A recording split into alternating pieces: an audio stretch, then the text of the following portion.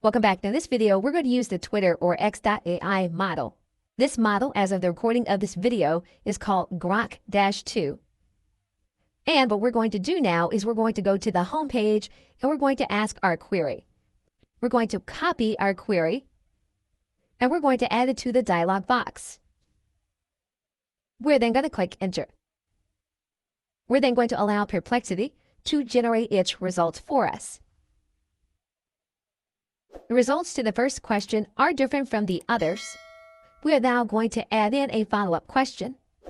And what we are trying to do is we're trying to go through a step-by-step process in order to get the AI to come to a conclusion.